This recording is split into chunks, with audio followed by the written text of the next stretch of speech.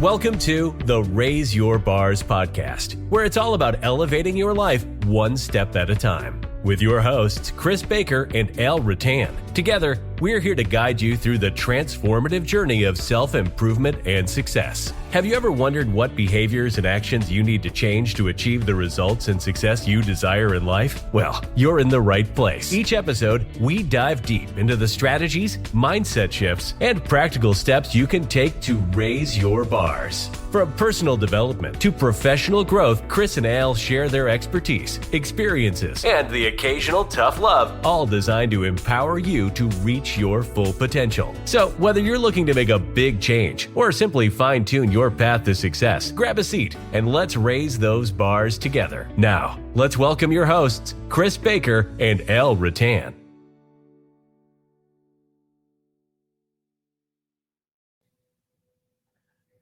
Well, hello, everyone. Thanks again for tuning in to another episode of the Raise Your Bars podcast. I'm here with Chris Baker. And Chris, we're actually being a little proactive this time and recording this episode in advance because I'm off to Europe for a week in about 36 hours.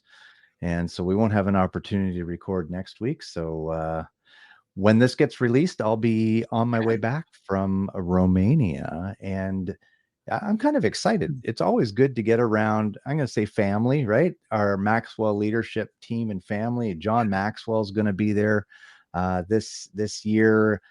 We get a little bit of, for the alumni of the program, we get to have some quality time with John, with just the alumni. And then they're doing a whole VIP day there as well on the Wednesday after the certification event. With John as well, speaking for pretty much the day, doing different lessons and modules and VIP lunch with him and everything. So it's going to be, you got to stay close to the fire, right? You can read books and you can watch videos and stuff like that, but there's just something magical that happens when you get around a group of people that are excited about life, that are wanting to change the world and impact their communities, and to get around leaders like John Maxwell and Mark Cole and Chris Robinson and Roddy Galbraith, who are all part of the leadership team with the Maxwell Leadership Organization. It's just, there's something special that happens. So I'm excited. I'm looking forward to it. Yeah, it is. I think, Ali, it's just another example of, what we've said before, where you never stop learning, right? Never stop growing. And there's too many people that get to a point and they go, I've made it. And then they stop. And it's like, no, and we've all gone through it, right? To be fair, after I joined Maxwell team and got disc certified and we were doing Think and Grow Rich, I was reading. And then things got away from me and I stopped. Right. Yeah. But now I've got back to it. Been there. And I've got back to it. And that's partly through because of you, partly because of the training that I'm facilitating at Disney, where we're doing book studies. Right. So we've read the next level, or studied the next level. We've done the study of becoming a person of influence. We're just about to start the Infinite Game by Simon Sinek. And so that's great. Yeah, there's a lot there. And then the book we're going to talk about tonight was a recommendation from you. And I read it while I was on the cruise last weekend. Now I'm going to reread it and study it, and we're going to do some lessons on it. So again, we don't tell you as listeners, we don't tell you to do anything we're not doing ourselves, right? We invest that time in ourselves, and obviously I was investing money to go to Romania, but it's about the opportunity and what we want to do and how we want to grow. So I just want to say as well, Al, before we get onto this, if you're watching on our YouTube channel, you're a fairly new YouTube channel where we're posting these, make sure you just click the subscribe.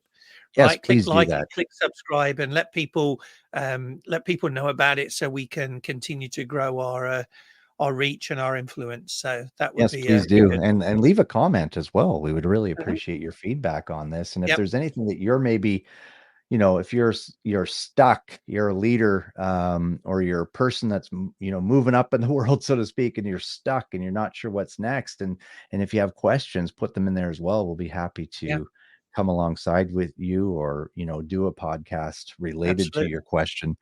But for the next little while, we've actually done a couple of series in a row here now, and this is a new one. So this is we've a book by Bob Proctor, which was actually recommended to me by someone else. And I was like, okay, I need to read that. And then I recommended it to you. And now here we are. And it's called Change Your Paradigm, Change Your Mhm. Life. And I think a lot of people are stuck sort of with that wrong paradigm or wrong image of themselves or their Yeah. or their life in general, and they become trapped. And Mhm. this book is really going to it's definitely stretched me as I've been reading and studying it. I'm sure, I don't know about you, Chris, but I've got lots of highlights in the book. And I'm looking forward now to diving in as sort of as we dissect it and share our thoughts on the different parts of this book and what really hit home for us and Sure. how it's impacting us and maybe how it can impact you as well. Yeah. Yeah, and I think that the first, if we look at chapter 1, Al, the first couple of sentences, it says it all really, right? So, Bob Proctor starts off by saying, "This is going to be an incredible book for some of you." All right. Now, again, he was like, "Some of us." And then he goes on to say, "Why didn't I say all of you? Because I want to stress the vital importance of making a decision to change your life. You decide if it's going to be you." Yeah. Yeah. And that's the thing, right? We too many people wait, and they wait for something to happen. They wait for their luck to change. They wait for the right time, right? No. You make the decision to change your life. You make the decision to say, "I'm not where I want to be. This is not how I want to live." And you make the decision to say, "I'm going to do something about it." So Yeah. our first Absolutely. question to you guys is, do you want to make that decision? Right? If you Hmm. don't, then you can probably stop listening now if we're honest about it. But if you hope Absolutely. you are ready to make that, or even if you're not sure, carry on listening as we go through this series because hopefully you'll see that it is something that's worth doing. Yeah, absolutely. And Chris, as you're reading that, I was wondering, a thought crossed my mind of, I wonder how many people have like, oop, closed the book right after that first paragraph and put it back on the bookshelf and never touched it again, because Yeah, it can be scary and it's a little bit of I mean, he's definitely challenging you and maybe giving you a slap upside the head in a gentle way, to say, yeah, hey, you're right. Only some people are really going to yeah, take this to heart and change. And it's yeah. kind of funny because, this actually ties in. I'm doing a mastermind group with a small group, an intimate group right now, 3 other people, business leaders, and we're just going through the 15 invaluable laws of growth. And today's chapter 4, the law of reflection. And in it, he talks about what's your mission in life, right? And we had a Hmm. great discussion around that this morning about, these are all people that are over 50 years old. Okay. They're Yep. business owners. They're successful in their own right, in their own careers, and they could not say what their mission was. Hmm. And they were also admitted to the fact that they haven't done a lot of reading outside of their business realm. They haven't done a lot of personal growth and discovery outside of, just the day-to-day operations of their businesses. And Yeah. so I think so if you're listening, again, you may have been stuck, you may have been trapped, this may have not been you in the past, but it can be you from today moving forward, to make that Hmm. choice to change your paradigm. And the title of the chapter is Your Awesome Power to Change. We all have the power to change. It's Right. just whether or not we're going to tap into it and discipline ourselves, because everybody loves that word discipline Hmm. ourselves to actually move forward with the change. Right. Or are we going to stay with the status quo? Yeah. And the last episode we talked about determination, right? Exactly. And that's the thing I would say with this, right? Because when you tap into this awesome power to change, when you decide to make that change, it's not going to be easy, No. right? Because anything that we've said before, anything of significance is not going to be easy, right? It's going to stretch you, and you need that determination to keep going. Because if you don't, you'll probably read it, you may start again, and then you go, "Oh, this is too much like hard work," right? If it doesn't mean enough to you, you will stop. Yep. Exactly. Exactly.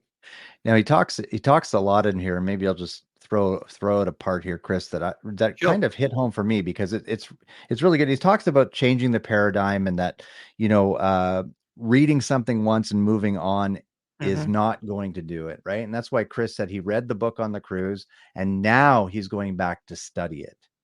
Yeah. So he's read through, he's gathered information, he's seen what it's all about. Now he's going to go back in and deep dive and study. And I think Bob Proctor even talks about where he would take a sentence out of Think and Grow Rich and listen and just focus on that one sentence over and over and over again, to really, until he got something out of it, until he got what the true meaning was. But in here he talks about, this spaced repetition, constant spaced repetition, because this makes a little sense to most people. He says they're relating to the way they've been, they're relating to the way they have been and the way they were educated in the past. You go back to school, right? Our school days, what were we doing? Right. He talks about that. He goes, when they weren't really being educated at all, they were merely gathering information. Exactly. And I think if you look at the school system, right? Memorize this, so you can pass a test, so you can get a passing grade. And most of the stuff I learned in high school has done me, besides maybe reading and writing. And sure, it's nice to know a little bit of history and to know, I know, our American friends don't know much about Canada, but I think we learn more about the US in history class and geography than we do about Canada. But to know the provinces, to know the states, to know where places of the world are located. Yeah. But I mean, how many of you have used trigonometry and algebra? You've just had to gather information, memorize it so you could pass a test and move through life. But that doesn't prepare you for the real world. Realistically, right? Anyways, we were gathering information instead of studying it and learning about it. So anyways, it's true, and Vicky even remarked at the weekend, because I finished the book, and she said, "Oh, you finished it?" I said, "Yeah," and now I'm going to read it again. She said, "You do that? You read it again?" I said, "Yes, because I need to. I've gone through it, but now I really need to understand it." And people don't do that, right? People will look at reading and say, "All right, I read 10 books, 15 books, 20 books, 30 books, whatever it is this year. Great. I applaud you for that." Right. But what did you get from it? Yeah. Right. What did it teach you? How are you using that information? Well, most of those books and people are reading novels, right? So it's fun, it's interesting, but it's not usable information. Right. No. And again, I'm not belittling it, because reading is a great thing to do. Absolutely. But when you read personal growth books, again, you can't just read it once. Like Elsa, I read this, I'm studying it. The Infinite Game that I'm preparing to do the book study with our Leadership Academy at Disney, I've got the book. I've read it several times, but now I'm also listening to it on Audible in the car. I have a 30-minute journey each way. So I'm listening to it on Audible in the car, and then I'll go back and I'll study the book again, and I'll highlight the things that I want to talk about. It's that repetition, right? It's the repetition of the information that you're putting in, and what are you learning from it? And really, as Al said, and I think it was it was not Bob Proctor that studied one sentence. It was one of his mentors. I can't remember who it is now without going back to it again. But it wasn't Neville Goddard. It was one of the others. I think one of the Earl Nightingale. Yes. He said he was studying one sentence because Bob Proctor was studying one chapter, and he was like, "No, I'm studying this sentence."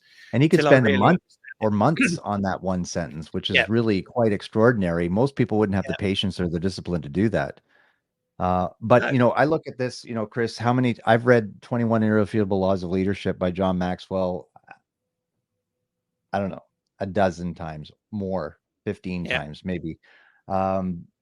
Just because, again, I value John, and I've done book studies with other people on it, and mastermind groups with other people on it. So I keep reading it over. 15 Invaluable Laws of Growth. It's worn out. My 21 Laws of Leadership is worn out because I've read it so often and had it open and highlighted and underlined and notes made.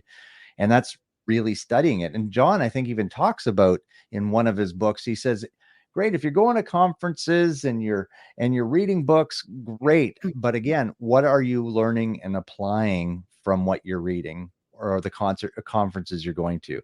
If you're not learning and applying stuff from it, even if it's one thing you get out of a book to learn and apply and put in place in your life, then stop reading books and go back and find something to apply apply it, get good at it, and then move on and read your next book. Stop going to conferences, right? Yeah. If you're just going to conferences just to consume, you're going for the wrong reasons. Yeah. Yeah, and Bob Proctor talks about it in here as well. When people are reading through and doing their schoolwork, they're gathering a lot of information, but they don't use it, right? Like you mentioned, their behavior is controlled by their paradigms, not by the information they've got. They're not doing what they know how to do. For some strange reason, they never figure it out. They never stop and analyze their own behavior in relation to what they know. Bars. Bars, yeah. Right. This is where the bars, all of these books that we read, they all relate to bars, all right? Or they all effectively they all mention bars. And we created bars without reading some of these books. But when you go back to it, these thought masters, right? Experts, and Bob Proctor, I think, is about 89 or something now as well. And he's still learning, he's still teaching. He passed away. Passed away. Okay. Yeah, when he 2 wrote years this, ago. I think he was 89, right? Yes. But he was still learning, and he was still growing his company and still wanting to help people, right? You never stop. But he was looking at the behaviors, and he was modeling the behaviors. He was teaching other people the behaviors in relation to what they know to maximize and change their paradigm. Right. That's what we all need to do. Yeah. And you know what's kind of interesting? We were talking at the beginning before we hit record here that let's just do a chapter a week. Well, we're on page 2. Right. We're 15 minutes in. So there might be more than chapter a week, but I want to talk to them again, relating it to bars, right? He talks about the paradigms and habits, because you mentioned the paradigms here, and he goes, you know, for example, thinking positively about life is not going to help you get out of the pre-programmed mindset that we're in, because we've been programmed through our entire life to accept things a certain way. He goes, that's just an illusion. It takes a change in the paradigm. And he goes, and a paradigm is a multitude of ideas that are fixed in our subconscious mind. Ideas that are fixed in our subconscious mind are known as habits. Okay. And a habit is an idea that expresses itself without any conscious thought. You just automatically move. It's a habit for me to get up in the morning, go into the bathroom, pick up my toothbrush, pick up my toothpaste, and brush my teeth. It's just a habit. I don't really have to think about it. It's just what I do. Okay. Right. It's just what I do. But I need to change my paradigm and my thought process to discipline myself to sit down in my home office, read some material, study some material, think about the material I'm learning or I'm reading, so I know how to apply it in my life. That is a change. I'm not just reading to consume. I'm reading to bring about change in my life. Or in the lives of others I speak with. Because again, I keep training myself so I can be more valuable to my clients. You keep training yourself so you can be more valuable to your clients. Yeah. It's that move from unconscious competence, in other words, doing something without thinking about it, right? Which is your habit that's been ingrained into you, move into conscious competence, i.e. being aware of what you're doing and becoming good at it and why it's important and what difference it's going to make. Right? And that takes work. Right. Because we will all slip into those habits. Right. We'll all slip into that pre-programmed habits if we're not consciously trying to make a difference and make that decision. Exactly. Ooh. We're at 18 minutes. Should we just send out the challenge and let people go and we'll come back next week, or what do we want to do here? Because I mean, I could talk about this for hours with you, my friend, but I don't think people are going to listen to hours at a time. There's just so much good stuff just in this one chapter. I'm not sure how much further we should go. No, I think we should wrap it up. Just trying to think of what a challenge could be. Have you got a challenge for anybody today? Well, you know what? I highlighted this one question on page 4 of the book. Why am I acting this way? So if there are unconscious things that you're doing, habits that you've allowed to be formed in your life, and you wonder at the end of the day, why do I do that? Start examining, start spending some like honest to goodness time in a quiet place, set aside distractions, maybe with a pen and a piece of paper, and journal some things out and ask yourself, why am I acting this way? And what would be my preferred path or my preferred way of acting if this situation rises again, or in this area of my life. Because again, folks, without intentional action, you're never going to change. Yeah, it's a good one. Good one. Okay. Yeah. Thanks for tuning in, everyone. We'll be back again next week with more of your awesome power to change. Take care. All right, bye for now.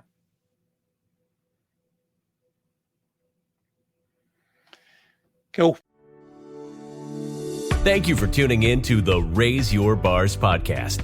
If you found value in today's episode, please consider sharing it with your family, friends, and coworkers. We would sincerely appreciate it.